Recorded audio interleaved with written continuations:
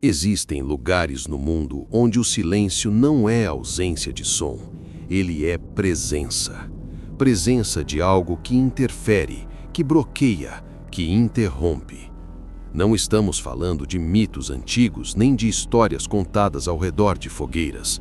Estamos falando de equipamentos que falham, transmissões que morrem, sinais que simplesmente desaparecem.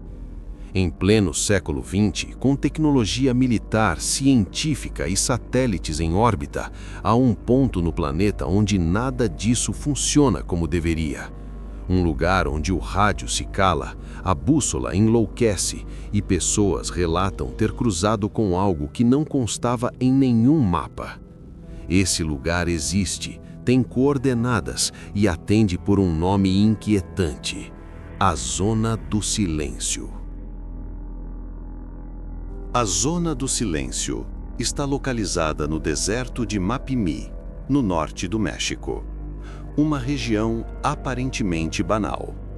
Terreno seco, clima extremo, vegetação escassa. Nada ali, à primeira vista, sugere anomalia. E é exatamente isso que torna tudo mais perturbador. Não há vulcões. Não há falhas tectônicas ativas. Não há instalações industriais capazes de justificar interferências constantes.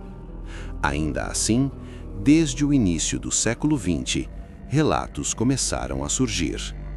Exploradores, caminhoneiros, moradores locais, todos descrevendo o mesmo fenômeno: o silêncio absoluto das comunicações. Os primeiros registros formais surgem na década de 1930, quando pilotos relatam falhas inexplicáveis nos sistemas de comunicação ao sobrevoar a região. Nenhuma tempestade solar, nenhuma pane mecânica identificável, apenas a perda completa de contato. Com o passar dos anos, o padrão se repete em terra firme: rádios AM, equipamentos de curto alcance, transmissores militares. Tudo funcionava normalmente, até cruzar determinadas áreas do deserto. O silêncio não era gradual, era instantâneo. Em 1970, durante um teste de mísseis conduzido pelos Estados Unidos, um foguete experimental perde completamente sua rota prevista. O míssil deveria cair em uma área controlada no Novo México. Mas algo acontece durante o voo. A comunicação é perdida, o sistema de rastreamento falha e o míssil desaparece dos monitores. Dias depois, ele é localizado no coração do deserto de Mapimí, exatamente na região conhecida pelos moradores como Zona do Silêncio. Uma força-tarefa é montada imediatamente. Soldados, cientistas, engenheiros. Oficialmente, o objetivo era recuperar os destroços e evitar contaminação. Mas relatos posteriores indicam algo mais. Equipamentos levados ao local apresentaram falhas sucessivas. Transmissores paravam de funcionar. Instrumentos de medição forneciam dados inconsistentes. Nada disso foi detalhado em relatórios públicos. O assunto foi encerrado. Rápido demais. Com o tempo, algo ainda mais estranho começou a ser relatado. Não apenas falhas tecnológicas, mas efeitos físicos e mentais em quem permanecia tempo demais na região. Desorientação, náusea, sensação de perda de tempo. Alguns afirmavam caminhar por minutos e depois descobrir que horas haviam passado.